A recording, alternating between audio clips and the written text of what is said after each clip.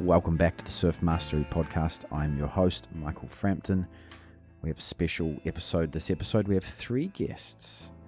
Of course, we have Taylor Knox, the legendary Taylor Knox, coming back on the show. We have Dr. Michael Rintala coming back on the show. And for the first appearance, we have Dr. Tim Brown. He's one of the co-medical directors of the WSL and a treating physician there as well.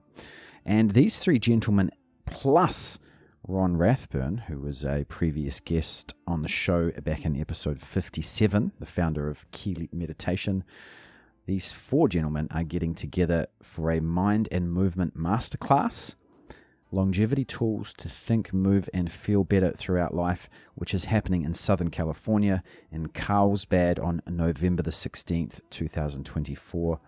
An event I wish I could make it to.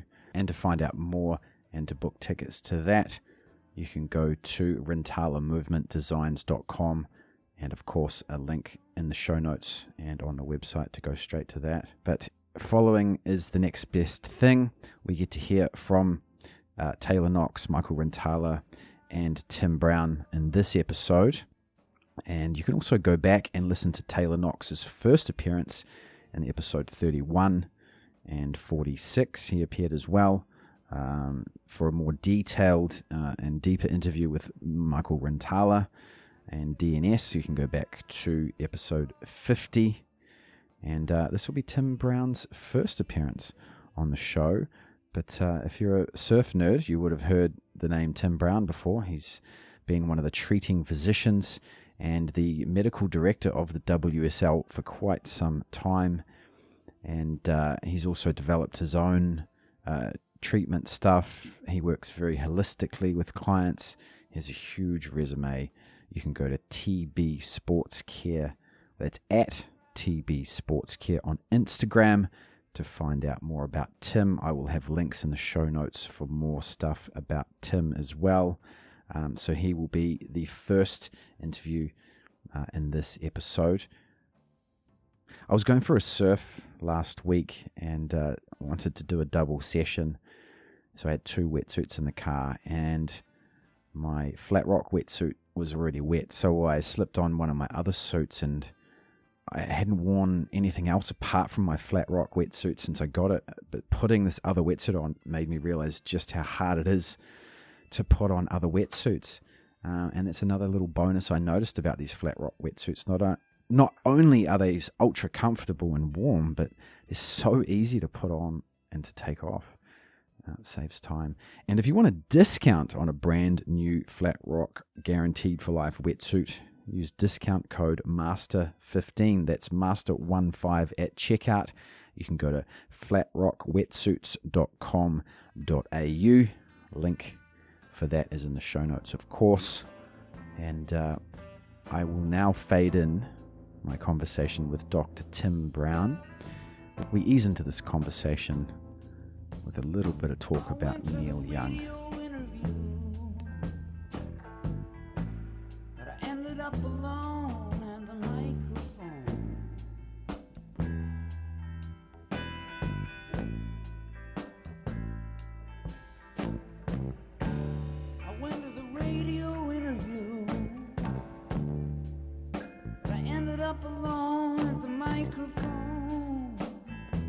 Neil Young on, does it say Zuma Beach underneath? Oh yeah, one of my patients, one of my good friends actually, and super honored to somehow fall into his life and be part of his tour and part of his life actually in his wedding and all that stuff. He married an actress named Daryl Hannah, who my wife grew up with. They were both actors.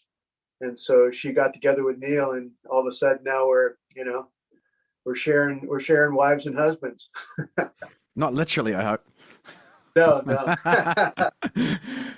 Oh, it's such a nice part of the world. I surfed Zuma Beach every day for 4 years, so.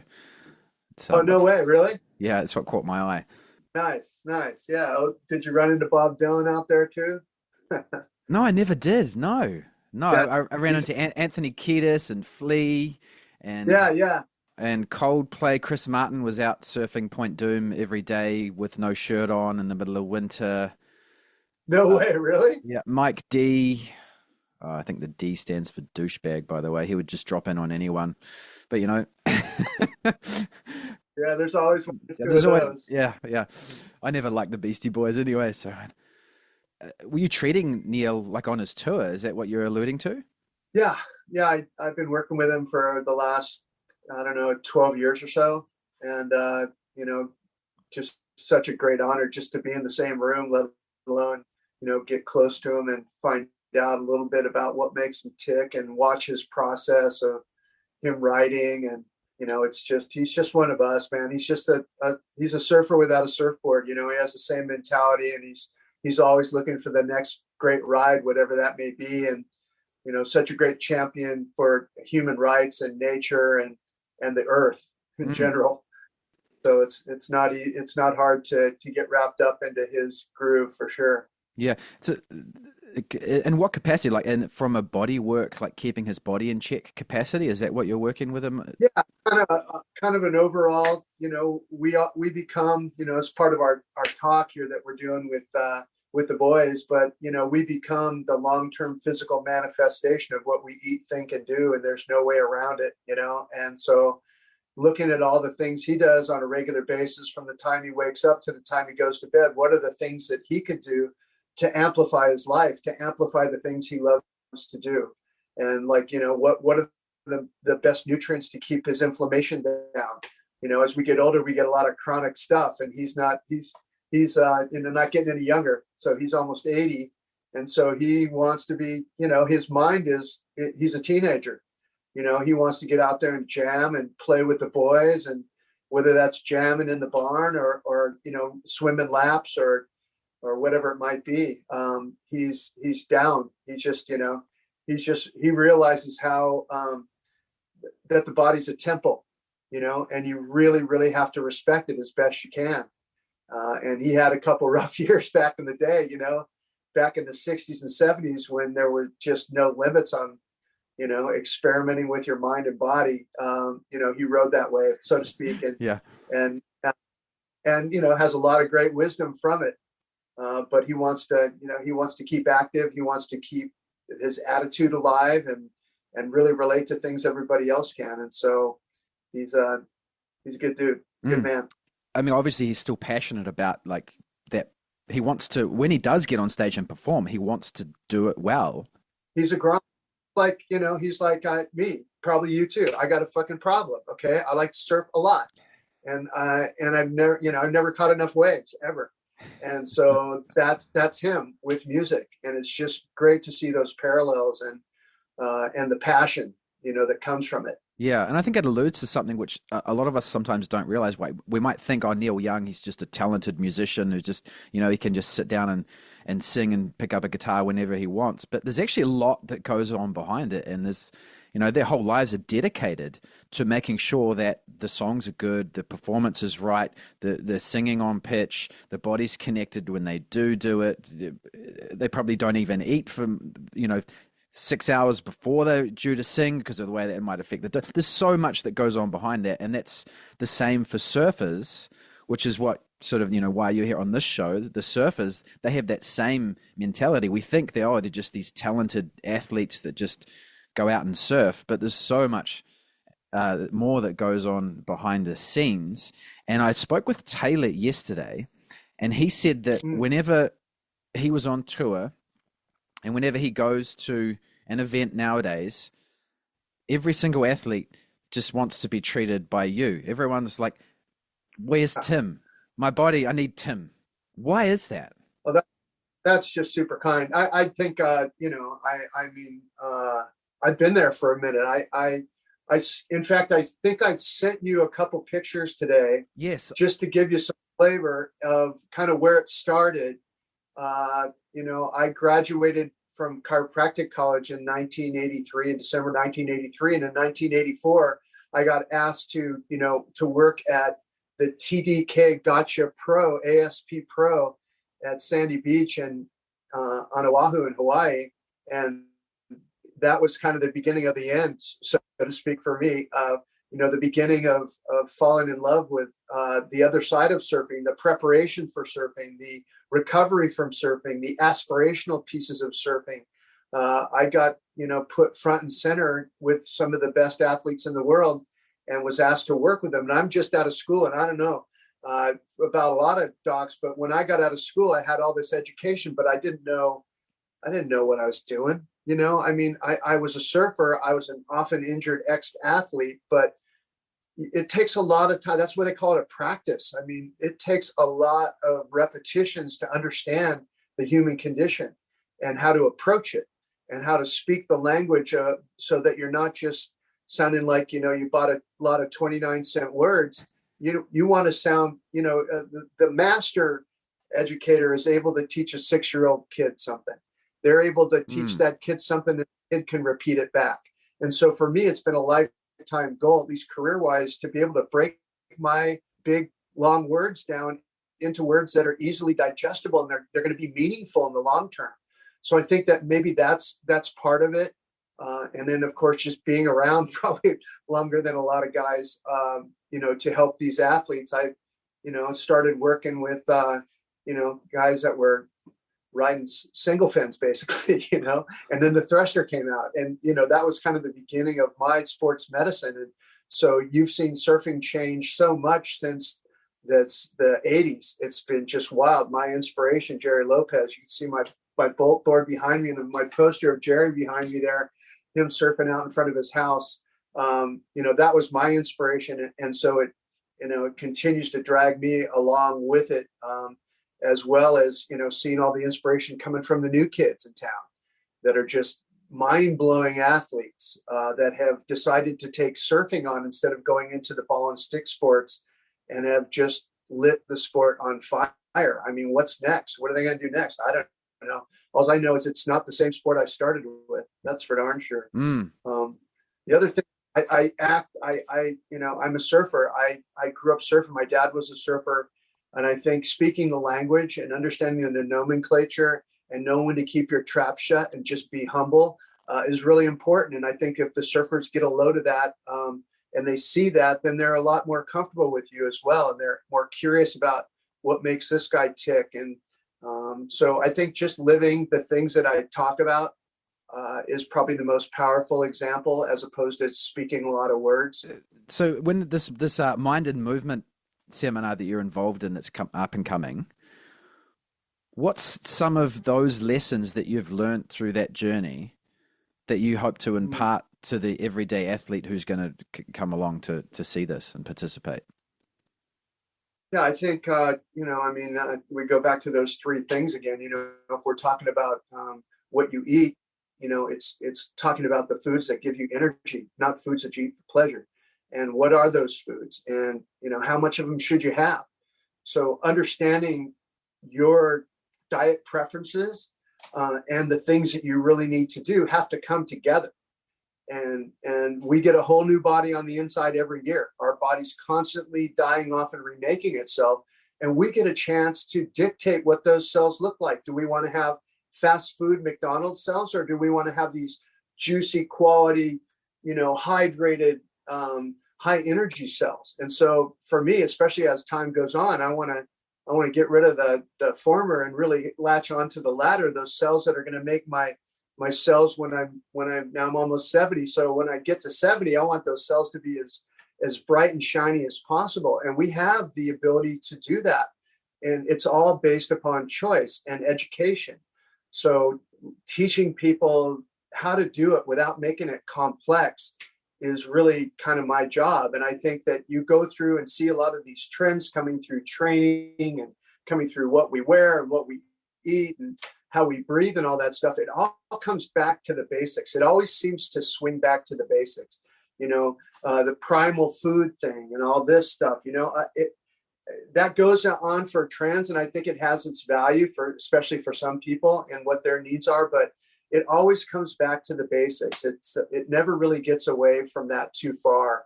So eating the right carbohydrates, the right fats, the right proteins, cutting things out of your diet that are on our planet that we were meant to eat. I'm not a big fan of that. I'm a fan of moderation. I lean into the vegan vegetarian side of things, and so that's kind of my drift that I go into. But some people, my NFL guys and whatnot, that really want to put on a lot of weight and stay thick and kind of be in that old school, I just make sure that what they're eating is as clean as possible and as easy for the body to process and absorb as possible too. So it comes down to, what we call the biopsychosocial. That means, where are you from, and what did your parents do, and how did you grow up? All those things make a big difference too. So you don't want to come in and change somebody 180 degrees to make them better, to make them like do what Kelly's doing or do what Mick's doing or those guys. It's you really have to find your own niche, and you really have to find your own rhythm and synchrony. And it's the same thing for the mind, as far as keeping people in the moment. That's our goal. That's where life is lived. You can't be happy unless you're in the moment. So for me, happiness is my goal. So I had to figure out how am I going to live my life in that pocket? How am I going to make sure that I'm planning for the future and that I'm learning from the past, but that I spend the predominant amount of time where life is lived. And that's right here, right now with you.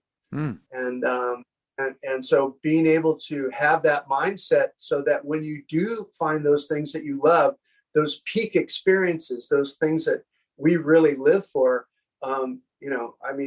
who's not going to want to maximize those moments? And so, that mental part is key. And then, and the doing part, what do you do all day? How do you prepare yourself for surf and for life and for business and all that stuff? What do you do? What are the shapes that you put your body in all day? Because that really has a whole bunch to do with how I'm going to recommend any kind of training. How much time do you spend on your devices, at the desk, watching TV, sitting on the couch? Those things, your body will mold to that. Your body, we adapt. Like I said, a whole new body every year. If you want to spend a year on the couch, guess what you look like at the end of the year? It look like you spent a year on the couch. Your body's folded forward, everything's contracting. So, we are highly specific to adapting to our environment. And so we want to make sure that if I'm looking at your environment, what do you do? What's your day look like? What kind of bed do you sleep in? What kind of chair are you in? And how much time do you spend in it?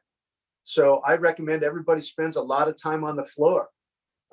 That is the thing. If we look at what we lose as we get older, we lose the ability to get off the fucking floor. Excuse my friend. But I really want to emphasize that. We become afraid of the floor. And that's an issue. So spending time on the floor makes you get up from the floor and makes that less fearful for you. And I know that's going from one extreme, surfing, to, okay, now we're starting to end life here, but that's the truth. And we become fearful of moving. So movement, therefore, is life, and life is movement. So everything that I do kind of always spirals back into movement. And spiral is a big thing too. Not only does spiral make up the waves, but it's how our bodies are formed. It's how there's a number system in the body called the Fibonacci sequence. And it's also known as the golden ratio or sacred geometry. It's kind of how the universe is made up. And we are part of that universe. And guess what? We're made up of the same thing. And that's vibration and frequency and energy. Everything organic in the universe has those three principles. And so that's what we're made up of. So I'm really into looking at that, the dynamics of healing with that in mind. How does our frequency change and we drop in our health, our immune system drops, our body's not able to handle the stress it was before. And then what do we do to vibrate it back into life? And you'll be seeing a lot of those things come out in the near future about how vibration, key frequency in the vibration, like your nerves vibrate at a different frequency than your muscle does. And your organs, heart, lung, liver, they all have their own frequencies. So the way that we keep the frequencies up is to be in good environment, have a good mindset, and hydrate. Because if you don't hydrate, you can't vibrate. So I see three things that happen in people, three relatively simple things everybody can do for free to enhance their life starting today. And that's to make sure that you've hydrated half your body weight in ounces, I would say sleep is the other big deal, right? You got to get 7 to 9 hours of sleep. It's compulsory. You have to do it. And you have to learn how to make it high quality sleep too. Because when you're sleeping, your brain's scrubbing itself. It's going through all these different wave patterns in your brain to clean itself up and flush stuff out of there so you can get ready for the next day. So having a high quality of sleep is really, really important. And then the third thing is just breathing right, nose breathing, diaphragmatic breathing. I mean, those three things, if I could turn the world onto that and just deliver and say, hey, here's the most special thing that you can do, I know it would elevate, it would raise all the ships in the harbor.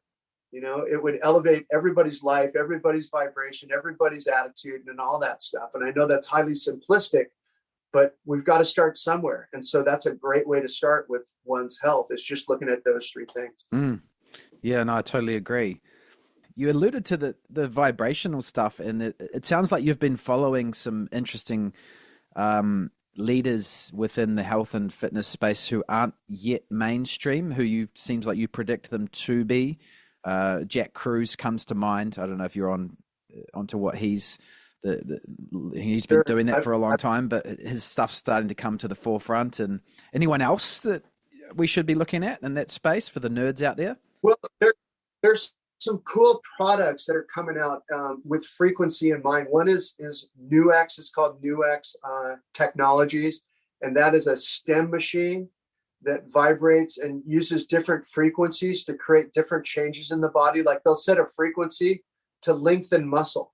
I've never seen a muscle stem that does that before. So as I'm doing a yoga class or gymnastica naturale, whatever I'm into, and I'm trying to gain mobility, these things will accentuate whatever I'm doing physically in there. They'll make it happen that much faster, because as you're doing the actual mechanical stretch or movement, it's sending in the vibration that's specifically tuned for those fibers. And when the body gets that information, it yields to it way quicker. And so that's a really cool thing. There's another really cool machine I used at the US Open of Surfing last week. We had like 35 doctors out there, and I met this one group that said, hey, I want to introduce you to this machine. And they told me about the concept of it. I said, gosh, if you could bring one out, man, let's have it in the tent. And so they have this thing called Shift Wave, and it's a chair that you sit in, and it's probably, I don't know, it's 12 to 15 grand. So it's not cheap, but the experience that you have in it is just unbelievable. You sit in this chair, and then you put on headphones and you put on a mask so you can't see, so light's blocked out. And it just starts guiding you through this meditation of breath, different types of breath work, though, not just singular breath work, to elicit different responses in your body. So there's one that in particular I'll tell you about. It's called Ride the Tiger. It's this 25-minute program where they take you through a halo jump. Like you've never jumped, you've never parachuted, but they take you through the breath work that a halo jumper, that's high altitude skydivers that do it in the military and so forth. Mm-hmm. But they're diving from miles out of a plane, miles up in the air, and they're going through this atmosphere where they got no oxygen. So they hyper oxygenate you with this oxygen program, with this breathing program, before they put you into this. They have you do the halo jump into this jungle where there's this tiger that you have to befriend. So you have to calm yourself, yet keep yourself intense. And so they take you through a breathing program that does that. And I mentioned that program because Cleland, who just was in the Olympics from Mexico, and then he was at the US Open, just won the US Open. We turned him on to that the first day of the US Open. He was riding the tiger every day, twice a day, and ended up winning the comp. And so it just kind of tells that story of, here's a guy who's come in to the competition, probably pretty fatigued from coming back from, the Olympics and having that whole experience, that emotional experience along with the physical one. And now he's found this little button that he can push to get his vibrations back up, his energy up, his focus up, because different vibrations will either mellow you out by putting you into the parasympathetic mode or heighten everything and put you in the ready state. So that's kind of what this machine does. It plays between those two variances and gets you ready for whatever thing you're getting into, whether you got to go give a speech or you're going to go for a surf or you want to go take a nap. Wow, really interesting. That's cool. I have to. Yeah, it's cool. Yeah, and the thing, the most basic thing I can think I'd talk about really quickly is called tapping, which is a really old and ancient way of healing where they tap on certain parts of the body to get a response. And of course, that's vibrational. Mm-hmm. So it's around us. You know, the negative vibrations are car engines, plane engines, train engines. Whenever we sit in a car, we're degenerating. Same with an airplane. Besides being up in a microwave, you're also vibrating. So unfortunately, those vibrations are not good for us. So there's some vibrations that are good, some that aren't. Those that are in the transportation industry retire early, often because of the damage that vibration has done to the system. Yeah, I mean, sound healing comes to mind, of course. Yeah, there's a product I want to just mention it real quick called Now. I don't have anything to do with these products, but I use them with my athletes. NOW, capital NOW, sound therapy. And there's these two little speakers you put right next to your ears as you lay back, and it takes you through 3 minutes of sounds. And these sounds are all different frequencies that take your brain through all the different waves. And oftentimes when we're stressed out or we're overcooked, our brain sticks into one pattern. And it's got like 6 different waves that it needs to go through for all its processes. And so this sound therapy takes your brain through. It's involuntary. It just goes on. And at the end of the 3 minutes, you've had physiologically a 30-minute deep meditation. I don't know about you, Michael. Meditation's tough for me to sit down and give it 45 on a daily basis, if we're being honest, right? But if you can't give up 3 minutes to get your mind right, then you probably don't really want your mind right. So I do the 3 minute thing, oftentimes multiple times during a day, and it's just wonderful. And you can't believe it when you experience the first time, because it's so simple. And the chemistry that you feel change in your body after doing this is, it's drug-like, because that's what's happening. Brain chemistry is being released in your body, and you actually feel it. Yeah. I struggle to do long meditation. I do the Keeley 5-minute meditation. That's Oh, beautiful. Yeah, and I use sound as well. You feel your bone, you feel at certain frequencies, you feel your bones vibrate differently, and different parts of the body vibrate, which of course, even from a pure neurological perspective, that just increases your basic body awareness. And that's everything, right? We want to bring that awareness out. It's talking to us all the time. And what we have to do is learn how to adjust the volume.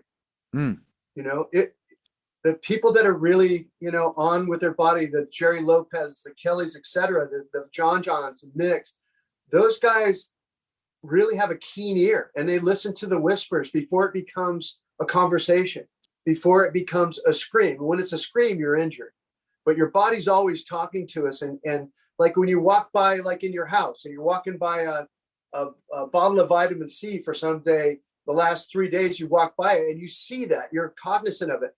There's a reason for that. You might want to maybe suss out and take some of that, because your body's always giving you messages, and it becomes, that ability to become wise and to have wisdom through experience, to start recognizing these things. And so, I've already been through a bunch of trips around the world. The sun's gone around a few times in my life. And so anything I can do to share some of that stuff, which is what you're doing too, Michael, such a good job of it. And really appreciate your perspective as well, because, there's so much that we can either choose to get out of life or leave behind. And I just, I've had the opportunity to be around a lot of people that have gotten the most out of life. And I want to share those experiences.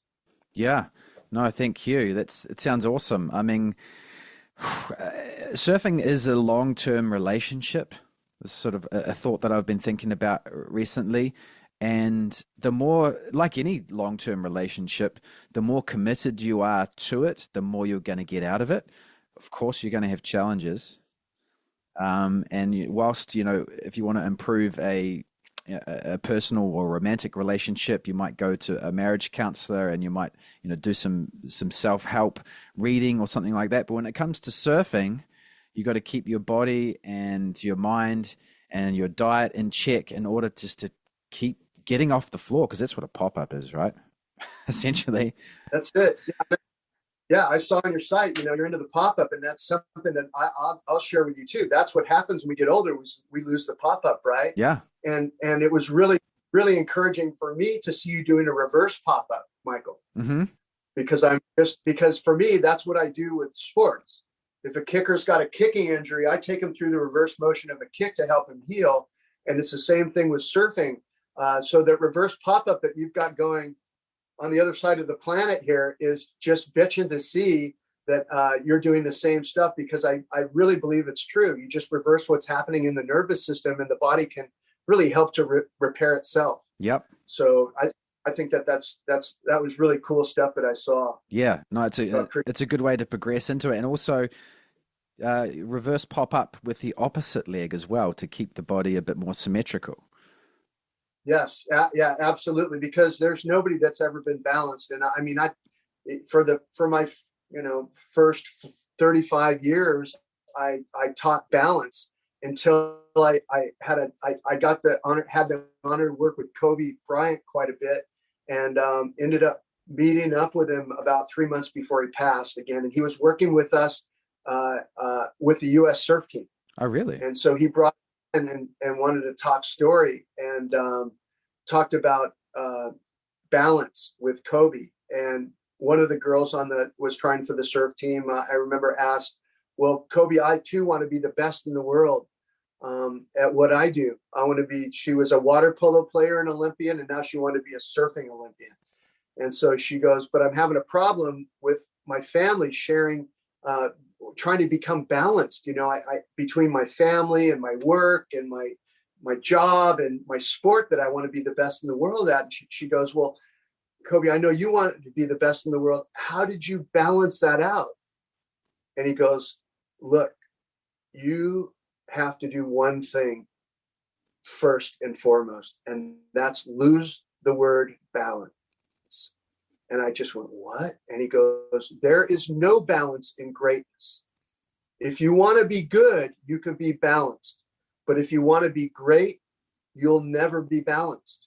That is the sacrifice you make for greatness. Mm-hmm. And I just was completely blown away, because I've been training people for balance, those three things that I talked about. And then as I learned more about greatness, there's a great book called Relentless by Tim Grosvenor, and it speaks to those athletes that are relentless. And Kelly Slater's a great example in our sport of doing whatever it takes to be better, to never be satisfied with the job that you did today, because tomorrow's a new day. And so, not the healthiest for all of us to get into that mindset. I will promise you that. But it's great for me working with parents that have kids that they are aspiring to be great at what they do. And I don't care if that's a musician or an athlete or an artist or an academic. If you want to be great, you're going to be different. The sacrifices that you make to be great will not allow you to go to all the birthday parties and go to prom and be popular with this or that group. You are going to be solely focused on greatness, and greatness has one lane. And so that to me has been a great lesson, to be able to talk to the parents with intelligence and say, this is not just coming from me. This is coming from some of the greatest of the greatest. And if you want your kid to be great, you're going to sacrifice your kid's normalcy. And if that's cool with you, then, I don't know if it's cool with your kid, but that's what it takes to be great. So I not only have a tremendous amount of respect for those that are great. Neil Young is great. He's a little odd, sorry, Neil, but that's what greatness requires, is you have to go off. So I don't know why I got onto that tangent. No, but I just like wanted that. To share it with you. I like that. And it's good for us as the average athlete to realize that and just set our goals to just be good or better. But what I do like about that is because these the great ones, the pioneers, let's call them, they go so into it and so far into it that they help people like you who work with that level. You can then translate and figure out what works the best, because you're working with the great, the obsessed, and you can translate that into what can we take out of that and put into an everyday life? For example, it's like, well, you and I, we love surfing. We do want to be better. We want to age gracefully and keep surfing. What can we learn from those people about what to eat? Because we eat anyway. We're going to spend time with meal prep and choosing the right foods. So how do we improve what we're already doing? And we probably already do some other exercise other than surfing, whether that's running or going to the gym or whatever it is. So how can we improve and refine that so that we can be better at surfing and improve our long-term relationship with surfing? So I think good and better is great for us. We can let go of the greatness, because you're right. It takes. It's progress, perfection. When you're looking for perfection, you take a lot of the fun out of it. And for me, the fun better be in the process with regards to surfing, where you're going to be you'll be a bummed out guy all the time, or gal.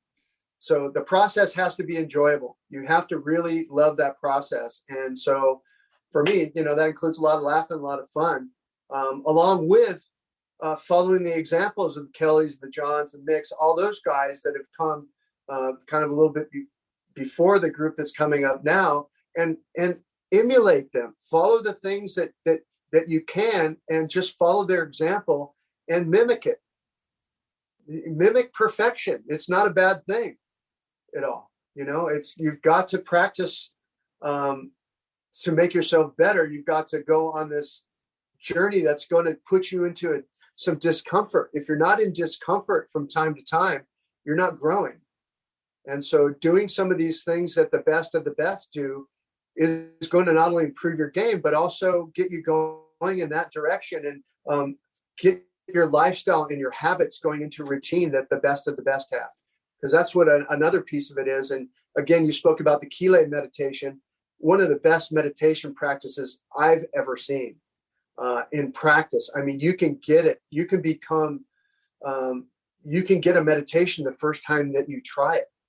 And that for me is just really wonderful. So I'm stoked that both Matt and Taylor are going to take the time to teach that to a lot of people in our upcoming little seminar here, because meditation, they'd be able to come into focus, to be able to drop off all the noise, and just be, is an education that everyone needs to graduate from. Yeah, exactly. And that's exactly it. I mean, the Mind and Movement Masterclass is, you've got the best of the best all coming together. You've got yourself, you've got Michael Rintala, Taylor Knox, Matt Griggs. I think even Ron himself is coming along as well at some point. Yeah. And just getting together and imparting enough for the average athlete to take away and improve their lives. I think that's a beautiful philosophy, and I wish I was still in America and I could come along. Hey, we're going to record that, everybody. Happy to send it to you. Okay, cool. Will that be available for those who can't make it as well later on down the line? Yeah. Yes, it will. Okay, awesome. Well, Tim, thank you so much for taking the time to give us a little bit of a taste of what is up and coming, and for sharing your stories. Thank you so much. Absolutely a pleasure and an honor. Nice to meet you, Michael, and thank you for all you're doing to elevate those that are in our sport, and to make it more enjoyable, and so that people can surf for life. Yeah, that's what it's about, man. Just keep surfing. Word. So you've got this thing coming up, the Mind and Movement Masterclass. Is this the second time it's happened, or how many times have you run it? Well, it is the second time. You're right. We did it last year in a pretty small place, just to kind of feel it out, see, how the turnout was. And so the turnout was great. It sold out pretty quickly.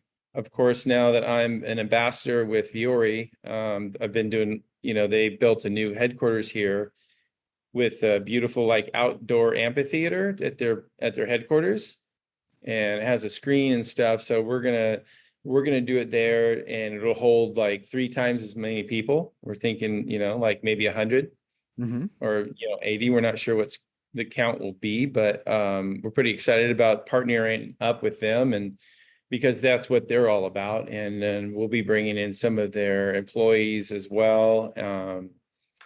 Yeah, and it's been a beautiful, I mean, for me, it's like after 3 decades of being, traveling the world and working with the best, I've, I've looked to guys, I always watched where guys wanted to go and who they wanted to work with. And Tim Brown was always the guy that everyone was looking for at the contest when he was working. And when I saw the other physicians watching Tim as well, I'm like, okay, well, this guy's on to some, something here. He obviously people are watching him for a reason. So he'll be there, and he's going to be talking about diet and movement and nutrition and sleep and stuff like that. We're going to have my trainer, Mike Rintala, there. He's if one of the best, if not the best in America for dynamic neuromuscular stabilization, DNS. Mm-hmm. He's also a doctor, a chiropractor, and that's who I've been training with for the last 7 years, about 7 years. Yeah. So I really, really have enjoyed working with him. He's got a really evenly keeled demeanor. And now that I'm so deeply into DNS, it's just been like a fantastic journey of learning how to move and what my body, what I didn't think it could do anymore, it's doing again, which was just kind of you turning back the clock a little bit, which is strange. You just don't know if it can ever happen. Sometimes you're like, am I just a fool right now? I'm barking up the wrong tree. And so far the tree keeps giving. So I'm going to keep going up this tree with him for a while. And of course, myself and Matt will be talking about surf technique, Keeley meditation, the kind of the journeys that we've been on with the Keeley meditation and why and how we found it and why we stuck with it. And then the founder of the Keeley Foundation, Ron Rathbun's going to show up, and he's going to speak and answer questions as well. So be good. We're going to have a lot of like cool prizes and giveaways and raffles and, good food. So it'd be a good day. I mean, you're a perfect icon of that sort of surf performance and health longevity. So is it sort of an accumulation of that and to teach what you've learned over the years to a wider audience, essentially? Yeah, I mean, for sure, it's always been a passion because when I went to France or South Africa, I'd always be looking for the best guys, trainers, masseuse. I would ask the local guys that lived there, like, where do you train and who do you get to work on your body? And so I was constantly, I don't know, it's just something I've been naturally interested in. I want to learn how you can fix the body yourself, or at least find people that can help you guide you, in that direction. And I just believe that like 4 years or 4 decades of surfing around the world and traveling, it really gives you an insight of like 100 million people may say this thing over here is the best thing you've ever done in your life. And then you might find some guy that trains differently in Africa that no one's ever heard of and go, no, I don't know. This guy over here that no one's given attention to actually is onto something. He's like a mad scientist in his own little world over here. And just because he doesn't have the followers, I really believe in what he's doing. So, that's for me, it's been like there's a golden thread of truth from everything I've come across, and I've come across a lot. And I'm for me, this is assembling the dream team and hopefully, would like to add some more people to it as well, down more modalities as well down the road. So it's kind of just the beginning. This is kind of just the beginning of the vision that Tim and Mike and Matt and I have, is we want to create a community where the people, the bright minds that, really help people around the world get together. And because, if you ever meet anyone and they're like, yeah, I have all the answers, then that'd be a big warning sign to me, because no one does, and I want to get all these guys together in the same room and talking and hearing their opinions and what they think. And, how would you go about a torn hamstring? Well, Tim might go about it one way and Mike might go about it another way. I love how each one attacks it. So that's kind of been, just my thought with putting this little team together is something we can do moving forward. Have you had any injuries recently? Yep. Hamstring? Since I saw you, I tore my adductor in one leg. I tore a hamstring in the other leg. Oh. And now I'm kind of dealing with a real sore hip. But my knee has come back amazing, which has been a beauty. That thing really tortured me for like a decade. 3 surgeries, the last one and the training I did worked out well. Of course, with my style of surfing, my back leg has gotten a lot of use. There's a lot of wheel, and I don't think I need surgery at the moment, but it's something I need to take care of for sure. Having that turnaround of your knee, what do you put that down to? Well, first of all, this new technology that came out for surgery, where they can do a partial knee replacement. That just, and like, Dr. Warren Kramer did my surgery. He does a lot of guys that, go through injuries in surfing. Most of the top dudes go to him. But he goes, hold on. Like, you might be a perfect candidate. There's this robot. I'm getting this robot. And I was like, a robot? That sounds kind of sketchy, and he's like, no, it's great. Human hands can shake a little bit. They can, the human eye, there's just room for error with a machine. There's no error. So anyway, I went in and I did it. And I was like the 9th person, I think. Yeah. First pro for sure. And the rehab is, you got to be really dedicated to rehab. And I was, and it's turned out to be great. I've gotten way more out of my knee than I ever dreamed about. Wow. And I'm living pain, and it's pain-free. Partial knee replacement. So what, they just replace the cartilage? Or what do they replace? Well, imagine, so my lateral meniscus wore out, which is the outside of your knee. So I got to be bone on bone, and then that was really painful. And, basically I couldn't surf. Yeah. So what they do is, it's kind of like they go in and it's like a router. They'll take a CT scan of your knee, your tibia plateau, so that the robot knows what it's working with. It kind of locks into the CT scan and your bone. And then it's like a router. It goes in there and just routers out the bone and puts in a titanium plate, and then a titanium plate above. So it's just 2 titanium plates that are rubbed together. So, there's no pain. They never wear out. Oh, wow. Yeah. Okay. Surgery. You don't need another surgery for the rest of your life. That's cool. Yeah, it is cool. It's really cool. Because without that, my career would have been over a couple of years ago. Yeah, well, I'm bone on bone now with my knee because I had ACL surgery, 20 years ago, and the cartilage finally worn out, so it's bone on bone. And the surgeon said, "Look, total knee replacement's the only option," but it turns out it's not. The machine is called Mako, like Mako Shark, Mako, and they're using them a lot over here. I think they're actually starting to use them for hips as well. The future is bright. Yeah, a little scary, like what if the robot skitzes out or something? But no, it was a really good experience. Oh yeah, and who helped you with the recovery and the rehab? Was that Mike? That was Mike, and another friend of mine named Gino Stinko, and he does ART, which is active release technique. Yep. And he's one of the top. He's definitely in the top 3 of the country. He's on the board and stuff. He's an instructor. Yeah. So currently traveling around with a golfer. Yeah. So it's obviously, if there's no more friction from bone on bone, there's going to be less swelling, I assume. There's no swelling. There's no swelling at all. Swelling up. Oh wow. No. So does it feel better than your other knee? It does. It feels my knee hasn't felt this good in like 15 years. Oh wow. Yeah. My other knee's still good. It's fine. It's funny because it's all the issues are going on the right side of my body, which, that's my power leg. So it's, my left side of my body's great. I have no problems over there at all. Funny. Oh, wow. Okay. There's probably a lot of listeners that won't be able to make it to this seminar. What can we leave? What's one piece of advice we can leave them with for surfing longevity? Surfing longevity. I mean, I just did a little film with Viore called the Body Follows the Mind, and it's true.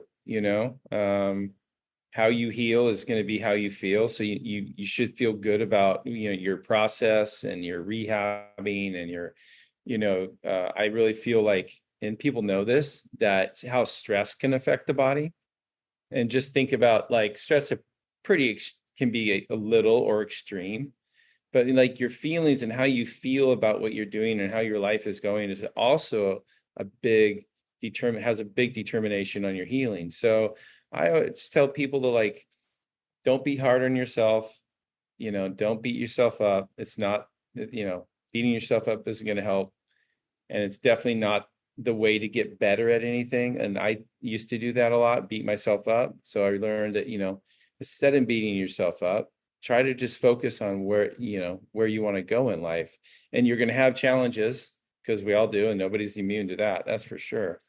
But just always know that, like, when you find your center, it never has to do with anyone else. And it's something that, is very personal to you. So, try to look within for all your answers is what I'm trying to say. And I think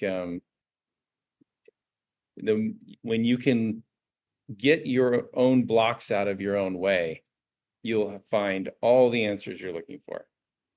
I like that. And I think it was episode 34 where you and I first did this podcast, and we went into that in a lot more detail. So I'll put a link to that episode in the show notes for those listening. Awesome, Taylor. Well, thank you so much for coming back on to chat about this. And thanks a lot, too, for having me on, Michael. Appreciate it.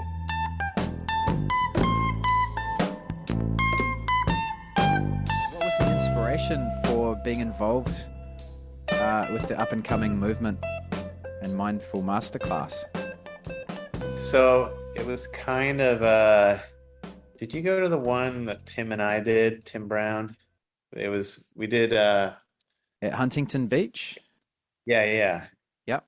So that was I forget what we called it. Mind and Mood, something similar. It was something masterclass. So we took that idea, and then just working with Taylor as like we should do something DNS surfing, which we did. We did some stuff. I've done some stuff with Tim Brown, and then we did last year we did another DNS surf with Taylor, and then Tim talked as well. But then we just had that this inspiration or idea. It's like, hey, why don't we combine the movement with the mind, the meditation, the Keely meditation. And so we had that idea of putting something together, and then we wanted to make it a little more surf specific. So we brought Tim Brown, which have you had a session with him yet? Yes. Or podcast? Okay. Yeah, I had a good chat with him. Yep. Yeah. He's a good chatter. Yes. So, we just like, okay, let's put it all together. And we did it last year around the same time, and we really enjoyed it. The people that were there enjoyed it. So we're like, okay, well, let's do it again. But this time the setting will be different. It'll be at Viore, their headquarters, which they have a nice like outdoor, like little kind of steps, like a stadium. They have a big screen we can use. So yeah, we're gonna make it happen for the second time. Oh, cool. Try to blend mind and movement. Yep. It's when the more you learn about the human body and the human condition, I think the more you understand there isn't really much separation between the two. Right. Yeah. I mean, with DNS, dynamic neuromuscular stabilization, the central nervous system is basically controlling the synergy, coordination, and timing of all the musculature to produce efficient movement. So, it's already part of the central nervous system, part of the mind. And then the big thing with Keely and being able to quiet or focus the mind balance the autonomic nervous system. So you have sympathetic, parasympathetic. The better that's balanced, the better you can express the inborn motor patterns that we're all born with. And that's where the DNS, the dynamic neuromuscular stabilization, movement efficiency comes into it. So if you balance the mind, you balance the body, then you produce durability, longevity of movement quality. So yeah, having both is gonna be best for long term. I see a lot of similarities because in a lot of ways, meditation is it's actually about doing less. It's about allowing the present moment to be louder than all of the other stuff. It's about taking away, and then DNS is kind of similar, right? It's about allowing efficient movement rather than you getting in the way of or trying to force anything. Exactly. It's allowing the inborn hardwired motor patterns to express themselves. They're all in our subcortical region of the central nervous system. And if we can let them express themselves how they're supposed to be expressed, then the movement efficiency improves. So it's the one thing initially with DNS is usually when we assess, we'll assess the efficiency of the movement quality, efficiency or inefficiency. And then if we see compensatory or high threshold patterns of movement, which will get in the way of efficiency, then we give people things to do and train to quiet the compensatory or high threshold patterns and then be able to express those inborn patterns. And when you're able to express those, it's like it's not the cortical function. You're not overthinking it. You're just expressing it, and then you're moving naturally without thinking about it. So yes, similarities with the goal of meditation. Yeah, no, it's a good summary. And the thing I like before I did your course, I remember I think there was a group. I think it was DNS for surfing from memory. Yeah. I'd already done probably 50 one-on-one DNS sessions, and I'd done I think level 1, like the introduction course to DNS, and it was all very technical and quite heady, even for someone sort of coming from that health and fitness world. But what I really liked about the course with you and your wife is you guys just simplified it so much and made it was very practical. So I think there was even some people there who weren't from a health and fitness background that they could get it as well. The goal with the mind and movement masterclass, it's more of that, like move, simplify it.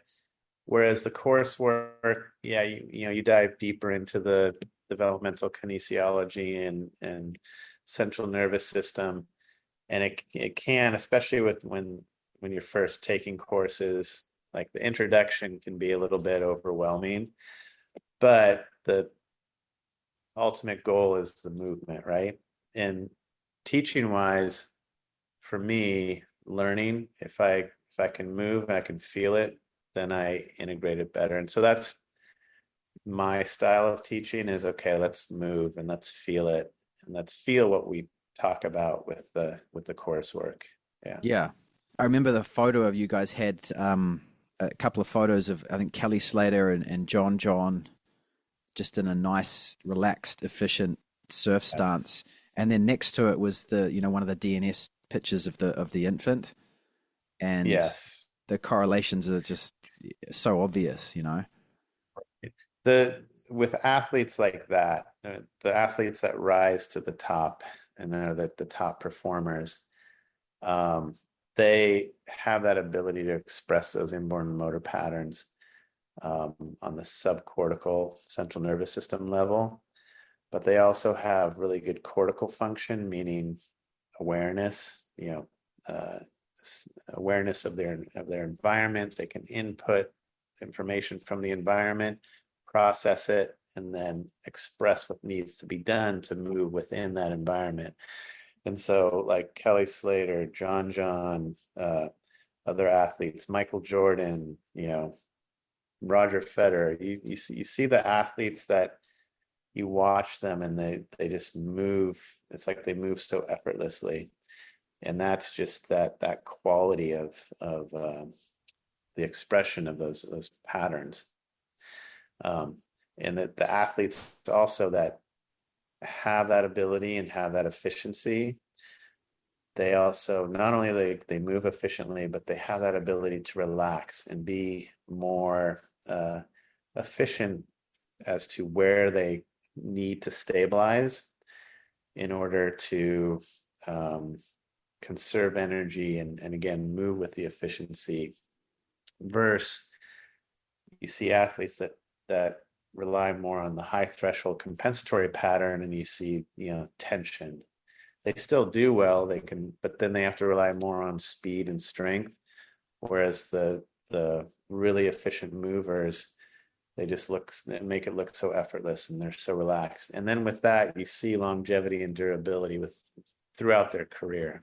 Yeah. So that's where, when we do the mind and movement masterclass, we're going to be talking about that. We're going to be giving people tools movement wise to help them achieve that. But then also, with the Keeley meditation, we're going to be addressing the mind as well. And just as, if not more important. Yeah. No, they go hand in hand. And then Tim obviously is going to be talking about nutrition and sleep and stuff as well. So it's very holistic. Yes. And if you want to get better at surfing, and if you want to surf until you're, in your 80s, then it really is that simple, is learn how to move better, really. I mean, surfing is movement, and the best surfers in the world move really efficiently. And you can even see in the background on the DNS poster behind you, for those that are watching, is the first image there of the baby lying down. I mean, that's a surfer paddling. Simple as that. Yeah. Like right there, maybe. Yeah, exactly. Yeah. Yep. Not the first image. That's the surfer paddling. And here, popping up. So, yeah, that poster that represents so when we're first born, our central nervous system's immature, functionally and structurally we're immature. And as the central nervous system matures and our body matures, there's certain periods of time, there are developmental milestones where we can achieve different positions because we're expressing those inborn motor patterns. And so you see the infant, this is at 3 months right here. You have the ability to create a stable point through the trunk and pelvis. You can lift the head. You can start to look around, or you can lift your feet out of the base of support. But then as everything matures, you start to become more dynamic, and you can get to higher, more unstable positions as the central nervous system is expressing these inborn motor patterns as they are maturing. And eventually you're standing, and I think that position right there, that's the oblique squat. That's a common one when you pop up and you're on the board and you're maneuvering and surfing. Yeah. And the thing too, it's like if you look at the whole, this whole sequence from prone, that's kind of like your pop up, right? Your pop up, you come to standing, and then you're down into the position and maneuvering on the wave. So it's when the infant's going through this development, they're not thinking about put my foot here, put my hand here. They're just expressing the patterns that are facilitated at certain periods of time during that first 18 months of life. And if we develop in a healthy way, we have a healthy environment, those patterns we still have them up here. So as adults, we can still tap into that. We can still create that quality of synergy, coordination, and timing throughout the chains of movement. And there's ways, again, with the specific exercises and the movements and the quality of support, where we can improve that expression. And then again, if we improve that expression, we improve movement quality, we create durability and longevity. And it's something where you can practice. It's like a movement meditation. And so a lot of the athletes that I work with, surfers and baseball and other athletes, the big thing that we do is we give them these series or the similar positions, but then being able to transition from one position to the next so that they're constantly reinforcing this ideal expression. Then when they get out, when you paddle out and you're popping up, that's expressing itself. And so you can use it. It's a great movement preparation for people to utilize to, again, in whatever their sport may be. And in this case, the focus will be more on the surf athlete. Yeah. So yeah, awesome. Yeah. Well, thanks for coming on the show, and I urge people to get along to it. There'll be links in the show notes to everything, and I would have done a big intro before this to explain it all. Thanks, Michael. Appreciate it. Great. Thank you. Thanks for having me on. Great to see you again. Awesome. I got another question for you while I got you on the phone, actually. What are your thoughts on vestibular and ocular training? I think it's great. Yeah. Especially that's part of the somatosensory input. So input from the environment. The better that quality of input, the better you can process and provide optimal output. So, we talk about with the DNS and the central nervous system, those inborn motor patterns, but a huge factor is, again, your quality of somatosensory input and awareness, cortical function. So it's a great adjunct to the DNS work. And the one thing that I really enjoy about DNS is it's not something where it's like, stop doing that, just do this. You can integrate DNS concepts and principles into whatever you're doing, weightlifting, the visual training, the vestibular training. So it's a great, everything kind of works together. And the DNS is the fascia or the connection between everything that helps it all work together more efficiently. Okay. Yeah, I've done the Dr. Cobb from Z Health. I've done his courses on ocular and vestibular. Is there any other resources in that regards you've come across or would recommend? I've done those courses as well. I highly recommend that. There's some PhD students out of Prague School of Rehabilitation that are focusing on just what you described. And so I'm hoping in 2025 to get them over here and integrate the two. So stay tuned on that one. Oh, cool. That's exciting. Yeah. So adding some DNS thinking to Dr. Cobb's sort of work, is that what they're doing? Yeah, exactly. Yeah. The Z Health, I really like it. I think there's some other resources out there. I think Posture Pro is another one. Yep. I can't remember the exact name, but Yep. I forget her name, but great integration with that training as well. I think it fits perfectly. They go hand in hand. Posture Pro, they combine it with a lot of footwork as well. Another huge thing to integrate. There's so many things to you can integrate and put together to help us, move better and feel better. Yeah. So yeah. I know. Yes, there's a lot out there. You got to find the time, but the body, and I urge everyone listening, head along and join in. The link's in the show notes. Again, Michael, thank you for your time. Appreciate it. I'll let you go. Thank you. The world is turning.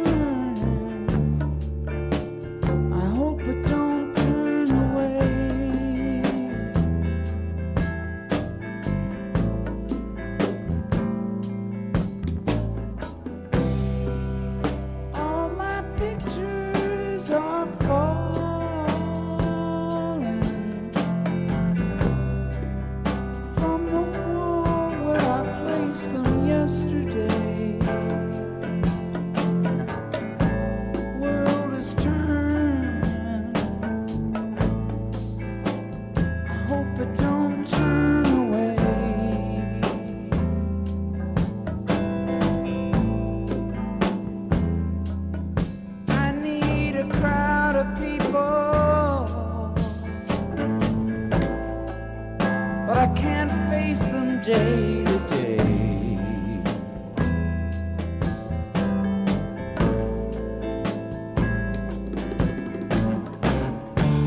I need a crowd of people, but I can't face them day to day.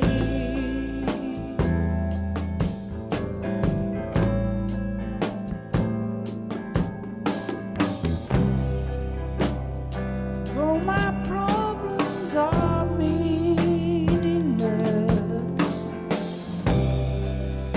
that don't make them go away. I need a crowd of people, but I can't face them day to day.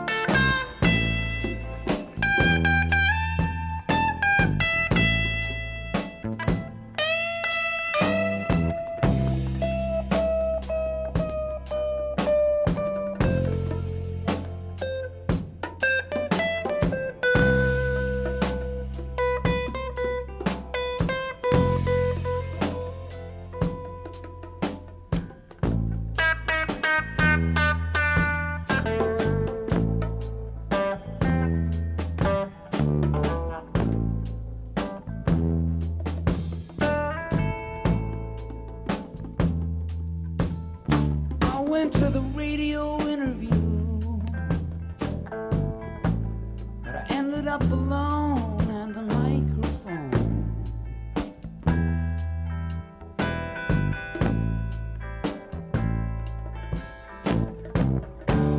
I went to the radio interview, but I ended up alone at the microphone.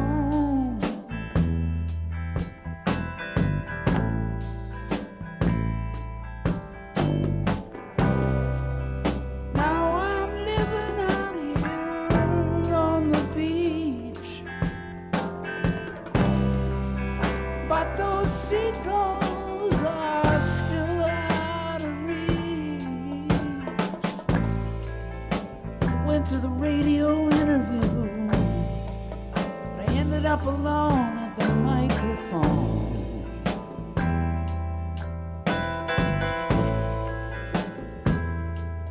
Get out of town. Think I'll get out of town.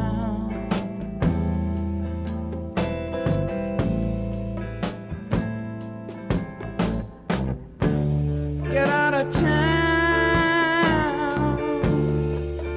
Think I'll get out of town.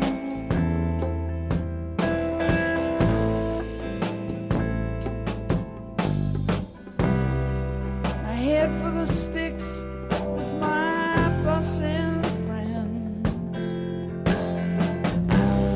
I follow the road, no, I don't know where it ends.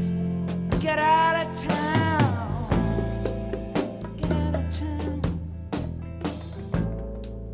Think I'll get out of town.